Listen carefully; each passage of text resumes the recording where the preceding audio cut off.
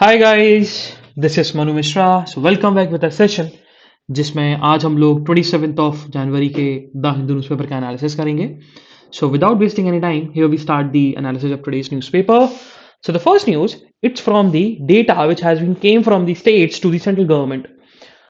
If I say central government, it means the Ministry of Health. Okay? हुआ क्या, देखो, जब भी हम बात करते हैं इंडिया में, तो इंडिया में जो फ्रेमवर्क है और काम करने का तरीका है कि कैसे पावर डिवाइड करनी है, वो स्टेट्स की लिस्ट के बेसिस पर है।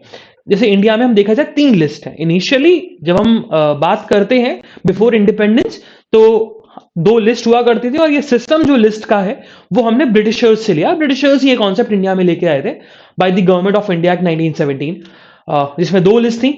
इसमें एक तो थी लिस्ट आपकी यूनियन लिस्ट और एक थी प्रोविजन, क्योंकि पहले स्टेट्स को प्रोविजन में बांटा गया था। कोई स्टेट स्पेसिफिक बाउंड्रीज नहीं थी, बट प्रोविंस थे, जैसे कि आपका मद्रास, बॉम्बे, ये सारी चीजें। ओके, सो बाद में जब गवर्नमेंट ऑफ इंडिया 1935 आया, फिर उनको 3 स्टेट्स में कन्वर्ट कर 3 लिस्ट में कन्वर्ट कर दिया।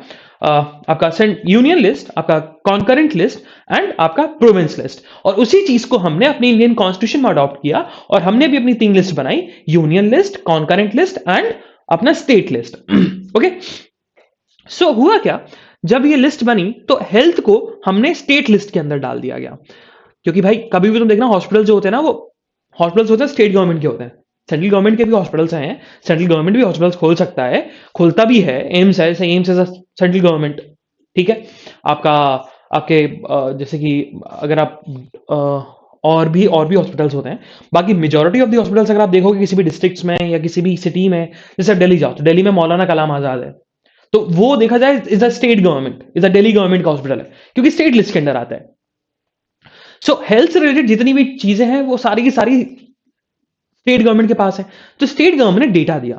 उन्होंने इस डेटा में बताया कि लोगों के ऊपर क्या इंपैक्ट पड़ा because of the third wave, Omicron wave. देखो, उन्होंने जो डेटा दिया, डेटा में यह बताया गया कि देखो, इस बार ओमिक्रॉन देखा जाए तो ओमिक्रॉन में लोग, ऐसा नहीं है लोगों को इन्फेक्शन नहीं हो रहा, लोगों को इन्फेक्शन हो रहा है, बट अगर हम बात करें हॉस्पिटलाइजेशन की, तो हॉस्पिटलाइजेशन बहुत कम हो रही है।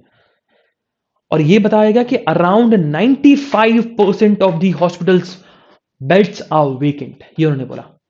वहीं जब हम केरला की बात करते हैं, एग्जाम्पल केरला का भी दिया, केरला का और पढ़ने मजा आ रहा है। केरला का एग्जाम्पल दिया, उन्होंने बोला कि देखो, केरला में केसेस ना बहुत रैपिड तरीके से इंक्रीज हो रहे हैं।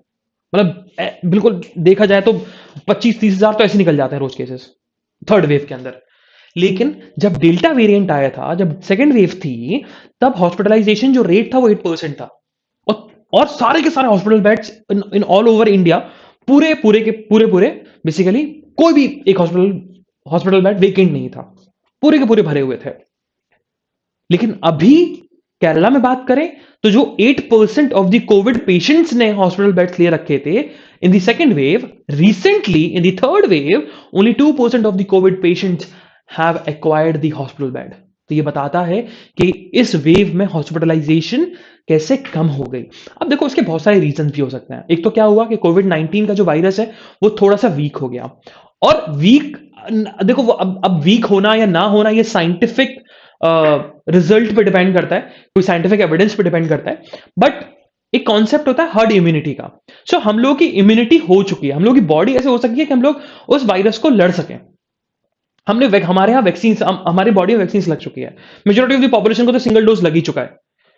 डबल डोज भी देखा जाए 50% के ऊपर जो एलिजिबल कैंडिडेट्स हैं उनको वैक्सीन लग चुकी है डबल डोज की। सो दैट शोज कि हमारे बॉडी के अंदर एक तो पहला हर्ड इम्यूनिटी आ गई, क्योंकि कोविड 19 फैला है ना। उसके बाद फिर लगा तो नाइट कर्फ्यू लगा। अब नाइट में कौन बाहर निकलता है, निकलते तो रात में है। तो उसके बाद जिसके चलते अगर हमारे बॉडी को कोविड 19 वायरस हुआ भी, तो हमारी बॉडी का इम्यून सिस्टम इतना स्ट्रांग था कि हमने उससे लड़ लिया, हमारी बॉडी की इम्यून सिस्टम ने उससे लड़ लिया, तो हमारे अंदर एक इम्यूनिटी आ गई। ओके, तो जिसके चलते देखा जाए तो थर्ड वेव का इतना इंपैक्ट नहीं पड़ा। इंपैक्ट पड़ा, लोग अभी भी उनके पॉजिटिव रिजल्ट आ रहे हैं, बट हॉस्पिटलाइजेशन इतनी नहीं हो रही, तो हमारा इम्यून सिस्टम इतना वीक नहीं हो रहा। मतलब ये अच्छी बात है। Moving further, so what happened, so हुआ क्या, अभी पार्लियामेंट बजट सेशन अभी 31 ऑफ जनवरी से स्टार्ट हो जाएगा, एंड इसी को हम लोग समर सेशन भी कुछ लोग बोलते हैं, कुछ लोग इसको टर्म देते हैं बजट सेशन। इनफॉर्मल टर्म में बोलोगे तो समर सेशन, और वैसे फॉर्मल टर्म होता है इसका बजट सेशन, क्योंकि इस सेशन में बजट प्रेजेंट किया जाता है। 1 बहुत सालों से बजट इस दिन प्रेजेंट किया जाता है बाय द फाइनेंस मिनिस्टर। अब हुआ क्या, अभी चल रही है कोविड-19, है ना, कोविड-19 की थर्ड वेव चल रही है। और कल परसों एक न्यूज में खुद पढ़ा था, मैंने हिंदू में ही खुद निकला हुआ था कि अराउंड 250 से ज्यादा पार्लियामेंट्री वर्कर्स जो हैं वो कोविड पॉजिटिव निकल गए। तो इसी चीज को लेकर के कहीं एमपीज और बहुत सारे लोग और कोविड-19 पे इंपैक्ट ना पहुंचे, प्राइम मिनिस्टर इतने इंपॉर्टेंट डिग्नेटरी हैं, होम मिनिस्टर, बहुत सारे, चलो बहुत सारे बड़े डिग्नेटरीज हैं जो कि उनके उनके उनको अगर उनकी लाइफ को रिस्क होता है तो बहुत बड़ा इंपैक्ट पड़ सकता है इंडिया में, इंडिया की ग्रोथ पर। तो इसी चीज को लेकर उन्होंने बोला कि क्यों ना हम पार्लियामेंट का सेशन जो है वो एक दिन ही रखें। मतलब एक दिन का मतलब कि राज्यसभा का भी सेशन और लोकसभा का भी सेशन एक दिन रखेंगे। और ऐसा नहीं है पहली बार हो रहा है, ये सेकेंड वेव के समय में भी हुआ था जब बजट प्रेजेंट किया गया था। ओके, तो पहले राज्यसभा का सेशन होगा आपका अराउंड 10 बजे से 3 बजे तक, देन फिर लोकसभा का सेशन होगा 4 बजे से। सो ये सारी चीजें की जाएंगी, साइमल्टेनियसली चलाया जाएगा सेशंस को, पहले राज्यसभा फिर आपका लोकसभा एक ही दिन में, और फिर एमपीज जो एक दिन प्रेजेंट नहीं थे उनको दूसरे दिन बुलाया जाएगा। ऐसी चीजें चलेंगी। अब हुआ क्या देखो, अब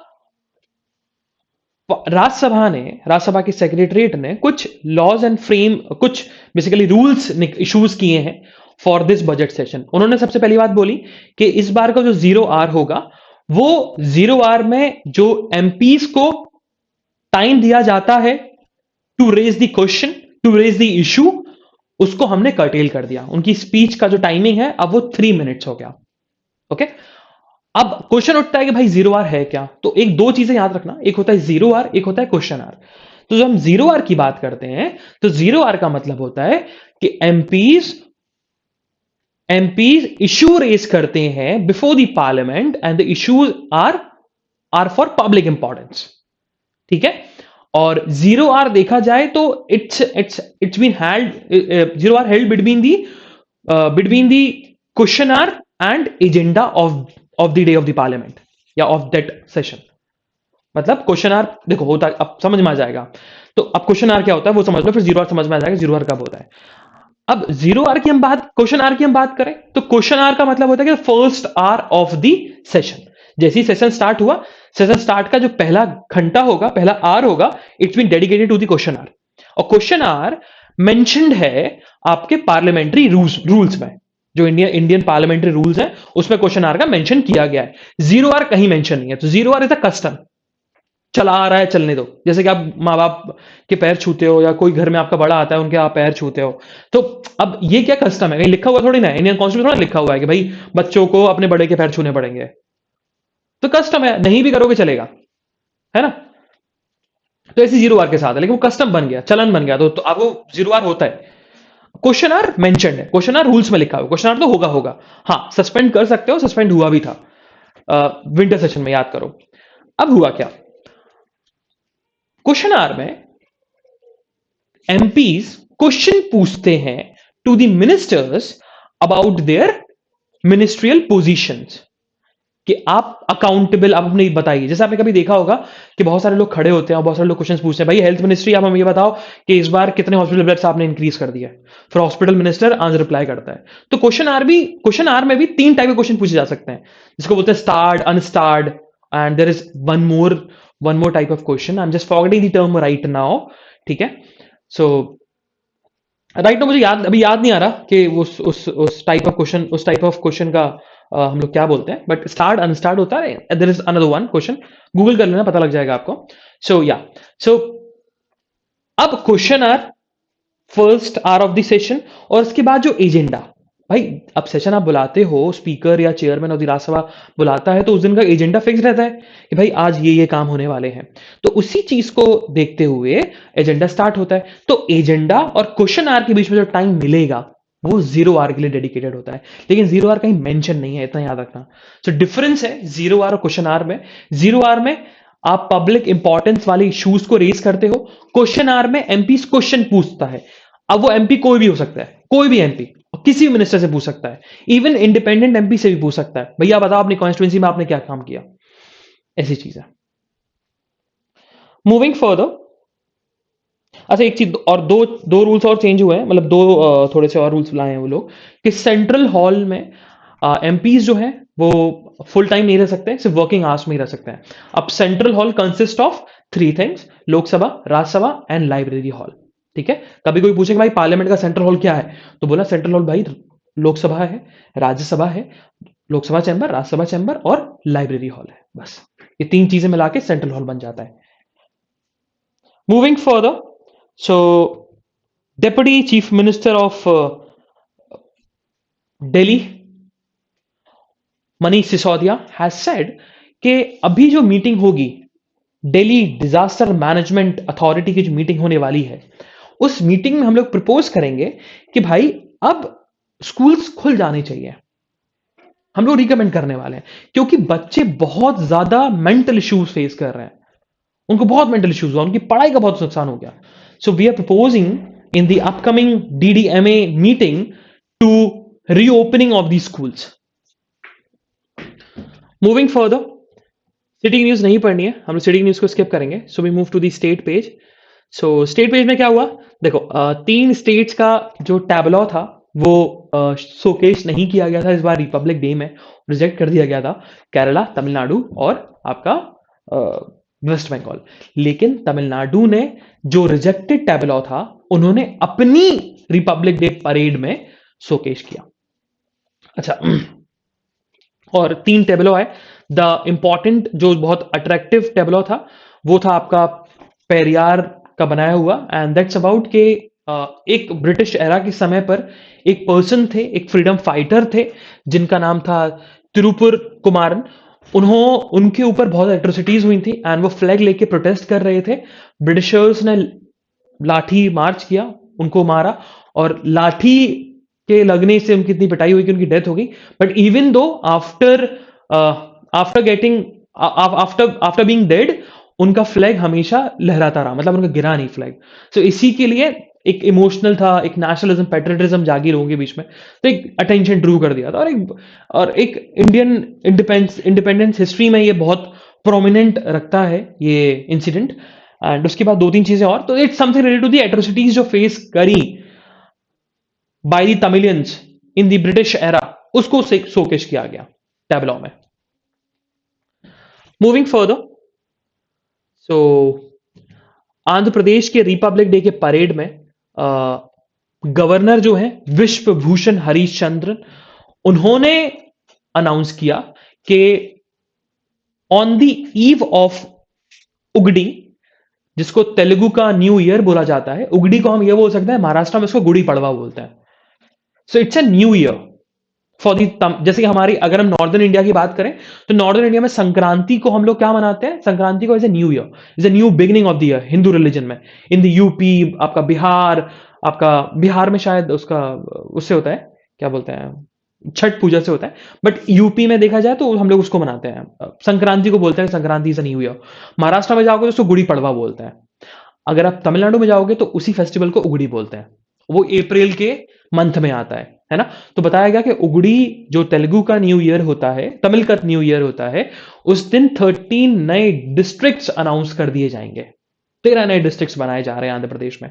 लेकिन उनकी स्पीच में एक बहुत दो चीजें मिसिंग थी। पहली चीज तो मिसिंग थी about the three capital, the proposal of the three Capitals in the state of Tamil Nadu, in the state of Andhra Pradesh. And another thing, it's about the abolition of legislative council. ये दो चीजें मिसिंग थी। तो इससे ये डिपेक्ट होता है शायद गवर्नमेंट अभी थ्री कैपिटल्स और अबॉलिशन ऑफ लेजिस्लेटिव काउंसिल को लेकर इतना ज्यादा सीरियस नहीं है। मूविंग फर्दर, या so on the editorial page, तो आज हमारे दो एडिटोरियल इंपॉर्टेंट है। The first one keeping faith, इसको अपन पढ़ने वाले हैं, बड़ा ही इंटरेस्टिंग सा है। And the second one is unlock India's food processing potential. तो ये अबाउट द फूड इंडस्ट्रीज और गवर्नमेंट क्या कर रही है उससे रिलेटेड है, इसको अपन पढ़ेंगे। चलो, तो first will discuss this very very important editorial that's about the keeping faith. अब ये है क्या, तो ये एडिटोरियल देखा जाए तो एडिटोरियल बता रहा है कि कैसे इंडिया और पाकिस्तान के रिलेशंस को स्ट्रेंथन करना चाहिए। और मोस्ट इंपॉर्टेंटली बहुत सारे इंडियंस जो है वो पाकिस्तान की प्रिजन में है, और बहुत सारे पाकिस्तानीज जो है वो इंडियन प्रिजन में है, और वो फिशरमैन भी हैं, सिविलियंस भी हैं। और उन्होंने बताया कि देखो एक फोरम है, नेशनल फिश वर्कर्स फोरम, उसमें बोला गया कि अराउंड 558 इंडियन फिशरमैन जो है वो पाकिस्तान की जेल में बंद है, और अराउंड पाकिस्तान के 74 फिशरमैन इंडियन जेल में बंद है, और पाकिस्तान ने अराउंड 1700 इंडियन फिशिंग वेसल्स को अपनी कस्टडी में ले रखा है। अब ये बोन ऑफ कंटेंशन बन क्यों गया, है ना? क्या रीजन है इस बोन ऑफ कंटेंशन का? चलो, तो थोड़ा सा पहले इशू समझ लो, ये फिशरमैन्स वाला इशू। तो देखो, अभी बताया गया था, अभी प्रिजनर्स की लिस्ट एक्सचेंज की गई थी बिटवीन इंडिया एंड पाकिस्तान। उसमें बोला गया कि पाकिस्तान में 270 इंडियन फिशरमैन जेल के अंदर बंद है, और वहीं इंडियन फिशरमैन और 54 सिविलियन प्रिजनर्स बंद है पाकिस्तान के प्रिजन में, इंडियन सिविलियन। और वहीं इंडिया ने जब लिस्ट निकाली तो इंडिया में बताया गया कि इंडिया ने 97 पाकिस्तानी फिशरमैन को अपने जेल्स में रखा हुआ है, और 265 सिविलियन प्रिजनर्स को अपनी जेल में रखा हुआ है। अब ये इशू है क्यों? ये फिशरमैन इतने ज्यादा इंडिया के क्यों है? सिविलियंस का समझ में आता है कि भैया बॉर्डर क्रॉस कर देते हो आप चले जाते हो पाकिस्तान, आप करतारपुर कॉरिडोर से निकल गए without any authority, without any permission, आप राजस्थान के बॉर्डर से निकल गए। होता है, बॉर्डर क्रॉसिंग बहुत ज्यादा होती है, लेकिन ये फिशरमैन कैसे अरेस्ट हो रहे हैं? तो देखा जाए, बहुत लोगों का एक एक एक कंफ्यूजन रहता है कि क्या भाई इंडिया और पाकिस्तान में ऐसा कुछ है भी कि भाई वाटर से कुछ कनेक्टेड हो? हम लोग इंडिया श्रीलंका का हमने सुना है ना, लेकिन हमने इंडिया पाकिस्तान का आज तक नहीं सुना। लेकिन आपने सर क्रीक एक डिस्प्यूट सुना होगा, अब वो है क्या, समझ में आएगा। देखो, गुजरात अगर आप साइड देखोगे ना, तो गुजरात साइड में बॉर्डर टच होता है ना? आप नॉर्दर्न गुजरात को देखो, northern Gujarat, north eastern Gujarat border touch करता है आपके पंजाब के सिंध रीजन से। बट थोड़ा सा अगर आप और ईस्टर्न साइड जाओगे, नॉर्थ ईस्टर्न साइड जाओगे, थोड़ा सा और टिल्ट करोगे ईस्टर्न साइड में, sorry north western, not eastern, north western side में जाओगे, थोड़ा सा टिल्ट करोगे, तो आपको वहां पर इंडस की वजह से इंडस डेल्टा बना लेती है बहुत सारे, क्योंकि इंडस मर्ज हो जाती है आपके अरेबियन सी में, सबमर्ज हो जाती है अरेबियन सी में। तो उसके बाद क्या होता है कि इंडस जब प्लेन्स में आती है ना, तो बहुत सारी अपनी बेसिकली डिस्ट्रीब्यूटरीज बना लेती है, डेल्टा बना लेती है, मतलब एक एलुवियल फैन शेप में आती है। क्योंकि एक रिवर देखा जाए तो स्टीम में फ्लो नहीं करती, जब वो प्लेन्स में आती है, जब उसकी स्पीड कम हो जाती है, तो वो कहीं यहीं मूव कर जाए, कहीं दूसरे मूव जाके मूव कर जाए। और इंडस कोई छोटी रिवर तो है नहीं, बड़ी रिवर है, ठीक है। तो उसके बाद होता क्या है, एचुरीज बन जाती हैं। जब इनको हम ज्योग्राफिकल टर्म्स में क्या बोलते हैं, एचुरीज बन जाती हैं, कि जब आप एक आपकी रिवर जा रही है, रिवर आपकी फ्लो कर रही है, बट होता क्या है, रिवर फ्लो करने के बाद जब प्लेन्स में, और प्लेन्स में आ जाती है आपकी रिवर, प्लेन्स में आपकी रिवर्स आ गई, और यहां पर सबमर्ज होने वाली है किसी बड़े ओशन में या सी में, तो because of the less speed of the water in the river, तो रिवर के जो डायरेक्शंस हैं वो एक कभी इधर मूव कर जाए, कभी इधर मूव कर जाए, कभी ऐसे मूव कर जाती है, कभी ऐसे मूव कर जाती है, फिर ऐसे धीरे धीरे करके मर्ज हो जाती हैं। तो ये, इनको अपन डेल्टा भी बोलते हैं, डेल्टा फॉर्म कर दिया, और यूचरीज बोला जाता है बेसिकली ज्योग्राफिकल टर्म्स में। डेल्टा भी बोला जाता है, बट यूचरीज इनको हम ज्यादा टर्म करते हैं। जब डेल्टा इज समथिंग कि कम लेवल पे बने, ज्यादा लेवल बन गया तो यूचरीज बोल दिया जाता है। तो यूचरीज बन जाती है इंडस पे, क्योंकि बड़ी रिवर है, ठीक है। सो अब गुजरात में जो कोस्टल रीजन में रहते हैं वो लोग भी फिशिंग करते हैं, वहां के लोग भी जो फिशिंग पे डिपेंडेंट हैं, उनकी उनकी उनकी इकोनॉमी, उनकी फैमिली की इकोनॉमी। तो बहुत सारे फिशरमैन क्या करते हैं, जब वो फिशिंग करने जाते हैं तो उनको इंडियन साइड पे इतनी फिश नहीं मिलती, क्योंकि इंडिया साइड इतना डेप्थ पे नहीं है। लेकिन जब वो थोड़ा सा मिड वाटर जाते हैं, तो जब मिड वाटर जाते हैं तो वहां पर पाकिस्तानी ऑफिसर्स उनको अरेस्ट कर लेते हैं। अब भाई, आप एक तो पहली बात, इन दी बिटवीन वाटर आप नहीं डिमार्केट कर सकते कि भाई ये इंडिया का बॉर्डर है, पाकिस्तान का बॉर्डर है ना? जब तक आपको खुद जानकारी ना हो कि भाई ये बॉर्डर यहां से स्टार्ट हो जाता है, ये वाटर बॉडी अब पाकिस्तान की है। और सर क्रीक में हम बात की जाए तो सर क्रीक में डिस्प्यूटेड वैसे ही है, क्योंकि पाकिस्तान क्लेम करता है कि सर क्रीक जो है ना, वो पूरा का पूरा हमारा है, लेकिन इंडिया बोलता है नहीं, Sir Creek by the principle, एक प्रिंसिपल है इंटरनेशनल वाटर को लेकर, वो बताऊंगा आपको प्रिंसिपल का नाम। इट्स बेसिकली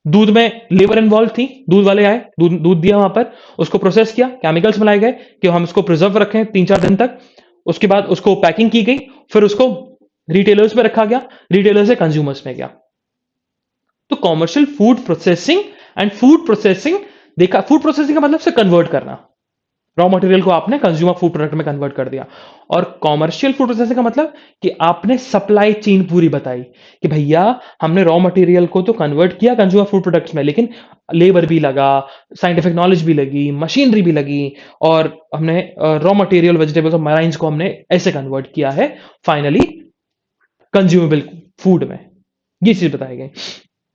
लेकिन ऑथर ने बोला कि जब भी फूड प्रोसेसिंग होती है ना, तो बहुत सारा वेस्टेज होता है। डेटा आया, डेटा में बताया गया कि भाई जो पल्सेस हैं, ऑयल सीड्स हैं, मिल्क हैं, जब फूड प्रोसेसिंग के कॉन्सेप्ट पे जाती हैं, तो बहुत ज्यादा क्या होता है, फूड वेस्ट हो जाता है। तो हमें उसी फूड वेस्टेज को रोकना है। अब ऑथर ने यहां पर डिस्क्राइब किया कि what is the concept of supply chain mechanism, कि सप्लाई चेन मैकेनिज्म होता क्या है। देखो, बहुत ईजी है समझना। रॉ मटेरियल, रॉ मटेरियल से हमने कंपोनेंट्स निकाले, कंपोनेंट्स वो कहां गए, मैन्युफैक्चरर के पास गए, मैन्युफैक्चरर ने उसको बनाया, कहां चले गए, रिटेलर्स के पास चले गए, रिटेलर से कहां चले गए, कंज्यूमर्स के पास चले गए। ठीक है। तो अब supply chain, raw material, components, manufacturer, retailer and consumer, इसमें देखो, इसमें सप्लाई चेन, हर सप्लाई चेन में क्या क्या बेसिकली रिप्रेजेंट हो रहा है, मूवमेंट ऑफ गुड्स, इंफॉर्मेशन का फ्लो हो रहा है, टाइटल का ट्रांसफर हो रहा है, और परचेज एंड सेल हो रहा है ना। अब देखा जाए तो जो स्ट्रेटेजिक सप्लाई चेन मैकेनिज्म है, इसके और हम इसको और डेवलप कर सकते हैं स्मार्टर वे में। कैसे? Choose and buy from and sell to your business partner. मतलब इस सप्लाई चेन में, इस सप्लाई चेन की वजह से तो भाई जो फूड होता है वेस्टेज होता है, उसी को अगर हम रोक दें सप्लाई चेन में, जो हम अगर 2-3 स्टेप्स को अगर हम एलिमिनेट कर दें, तो हमारा जो फूड वेस्टेज है वो रिड्यूस हो जाएगा, या होगा नहीं। उसी चीज को लेकर ऑथर ने यहां पर लिखा है एडिटोरियल। अब ऑथर ने यहाँ पर इंडिया के बारे में बताया भी गया। मैं इंडिया बारे में सुन लो, इंडिया के बारे में जैसा ये है कि India it's accountable to the 11% of the arable land in the world. ठीक है। इंडिया में 46 टाइप ऑफ सॉइल मिलती हैं। India is the largest producer of banana, mangoes, guava, papaya, ginger. Second largest producer of wheat, river rice, not river rice, fruits, vegetable, tea, sugar cane. And the third largest producers of आपका cereals हो गया, आपका coconuts हो गए, lentils हो गए, आपका cardamom हो गया, पेपर हो गया, तो इस सब का है। और रिसेंटली गवर्नमेंट ने बहुत सारे स्टेप्स भी लिए। गवर्नमेंट ने अभी आत्मनिर्भर भारत के अंदर PIL स्कीम लॉन्च करी है, and that is about the production, PLI, production linked incentive, जिसमें बताया गया कि अगर आप फिनिश्ड एग्रो फूड इंडस्ट्रीज खोलते हो तो आपको गवर्नमेंट क्या है, आपको गवर्नमेंट इंसेंटिव देगा। लेकिन कंडीशन है कि अगर आप उस सेक्टर्स को आप बूस्ट अप करते हो, तब मतलब अगर आपने जो प्रोजेक्शन दिया, आपने प्रोजेक्शन को अगर अचीव कर लिया, तो गवर्नमेंट आपको इंसेंटिव देगी आपके और मैन्युफैक्चरिंग हब्स खोलने के लिए। ठीक है। और गवर्नमेंट क्रेडिट भी दे रही है। तो यही चीज बताई गई थोड़ा फूड प्रोसेसिंग को लेकर। सो पढ़ना जरूर, बट थोड़ा सा उसमें आपको यहाँ थोड़ा थोड़ी चीजें दिख जाएंगी जो कि थोड़ा साइंटिफिक होंगी, तो उन चीजों को स्किप करना है। ये वाला जरूर पढ़ना है, वाला concept, the sustainable food ecosystem. Okay, चलो moving further on the national news again.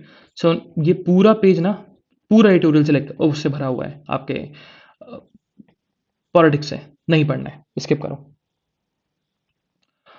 Again on the national news, so this news is something about the कल रिपब्लिक डे की परेड के बारे में, बट हमारे लिए इंपॉर्टेंट है वो ये है क्योंकि आफ्टर 17 ईयर्स रिपब्लिक डे में इंडियन पोस्ट ने अपना टैबलॉ दिखाया, एंड इस टैबलॉ में उन्होंने विमेन एम्पावरमेंट को दिखाया। विमेन एम्पावरमेंट को इसी से दिखाया क्योंकि उन्होंने डेटा प्रेजेंट किया, उस डेटा में बताया गया कि इंडियन पोस्टल डिपार्टमेंट्स में जो अकाउंट्स खुले हुए हैं उसमें 50% ऑफ द अकाउंट्स विमेन के नेम पर है।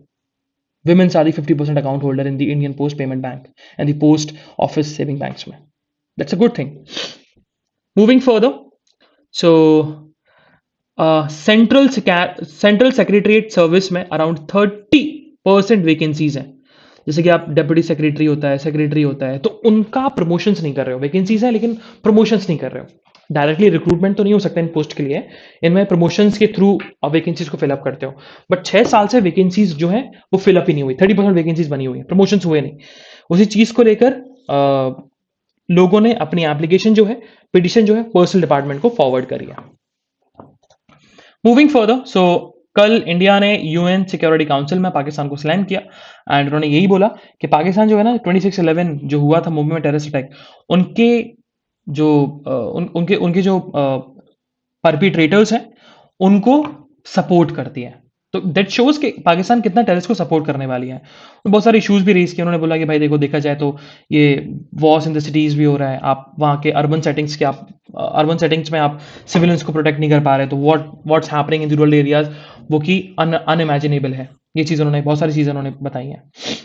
मूविंग फर्दर, सो आज हमारे देश के प्रधानमंत्री Narendra Modi central Asia summit hold करेंगे, वर्चुअली होने वाली है, जिसमें आपके 5 central Asian nation Kazakhstan, Kyrgyzstan, Tajikistan, Turkmenistan and Uzbekistan के जो प्रेसिडेंट्स हैं उनसे मुलाकात होगी, वर्चुअल मीटिंग होगी, समिट होने वाली है। और जो फोकस रहेगा इस कॉन्फ्रेंस का, it's about the trade and connectivity को लेकर, बिल्डिंग डेवलपमेंट को लेकर, अपने cultural and people to people contacts को लेकर कैसे इनहेंस किया जाए। एंड देखा जाए तो one of the most one of the important discussion, the point of discussion can be to increase the trade between the India and the Central Asian regions, क्योंकि current में अभी सिर्फ $2 बिलियन का ही ट्रेड होता है इंडिया और central Asian region के बीच में, उसको अभी और इंक्रीज करने की बात की जा रही है। और जिसमें देखा जाए कजाकिस्तान ने मेजोरिटी ले लिया बाय एनर्जी इंपोर्ट्स, ठीक है। तो उसी चीज को लेकर इंडिया और जो सेंट्रल एशियन समिट में इंडिया और 5 सेंट्रल एशियन नेशंस ट्रेड को लेकर और बात कर सकते हैं। बाकी और भी इश्यूज होंगे, आपका अफगानिस्तान वाला भी इशू होने वाला है इस चीज में। मूविंग फर्दर, सो आईएनएस कुकरी को डीकमीशन कर दिया गया and Indian navy had taken a decision कि आईएनएस कुकरी को हम लोग म्यूजियम में कन्वर्ट कर देंगे। अगर कोई विशाखापट्टनम गया हो तो वहां पर सबमरीन्स भी है, एक सबमरीन है जिसको म्यूजियम में कन्वर्ट कर दिया गया, तो दैट पब्लिक को पता लगता है कि भाई अंदर सबमरीन्स होती कैसे हैं। तो वैसे ही आईएनएस कुकरी जो है उसको भी म्यूजियम में कन्वर्ट किया जाएगा, क्योंकि उसको अब इंडियन नेवी से डीकमीशन कर दिया, पुरानी टेक्नोलॉजी हो गया, उसको यूज नहीं करना इसलिए।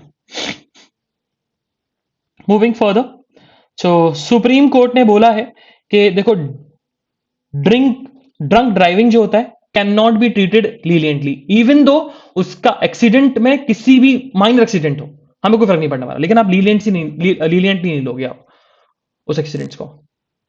अगर हम लीलियंट ले लिया तो फिर देखा जाए तो फिर आगे चल के और भी मेजर एक्सीडेंट्स हो सकता है। तो that shows the negligence on the part of a person who is drunk. So drunk driving cannot be treated leniently. That's what Supreme Court has said. ये 2000 केस सुन रहे थे। Moving further on the world news. So before the Central Asian Summit with India, China ने भी central Asian Nations के साथ summit करी, virtual summit करी, और जो प्रेसिडेंट हैं चाइना के शी जिनपिंग, उन्होंने सेंट्रल एशियन नेशंस को $500 मिलियन का ऑफर दिया है। वो चाइना हमेशा से करता है, चाइना पहले आपको मॉनिटरी आपको बेसिकली पैसा देता है, उसके बाद फिर आपके टेरिटरीज पर कैप्चर करना स्टार्ट कर देता है। तो जैसे कि चाइना में होता है, आपका अभी मॉरिशियस में बहुत ज्यादा देखने को मिल रहा है, सॉरी मॉरिशियस नहीं, मालदीव्स में। मूविंग फर्दर, सो WHO की रिपोर्ट आई है, WHO ने बताया कि इस बार का जो वीक रहा, उस वीक में रिकॉर्डेड कोविड-19 केस निकले, around 21 million new cases globally report हुए हैं, ये चीज उन्होंने बताया लास्ट वीक। सो और बहुत सारे जो ऑर्गेनाइजेशंस हैं, स्पेसिफिकली जो स्मॉल वर्कर्स ऑर्गेनाइजेशंस हैं, वो बहुत प्रोटेस्ट कर रहे हैं क्योंकि उनका बहुत इंपैक्ट पड़ा है बिकॉज ऑफ द कोविड-19, और उनके इकोनॉमिक फुलफिलमेंट को लेकर जो उनको लॉस हुआ है रिस्ट्रिक्शंस की वजह से, कोविड-19 की वजह से, गवर्नमेंट उस पर फोकस नहीं कर रही। मूविंग फर्दर, बिजनेस न्यूज में ऐसी कुछ न्यूज नहीं है जो हमारे एग्जामिनेशन पर्सपेक्टिव के लिए इंपॉर्टेंट हो। So this is the analysis of today's newspaper. हम लोग कल फिर मिलेंगे with some exciting news, exciting current affairs. तब तक के लिए bye bye, have fun and enjoy your day. Bye bye guys.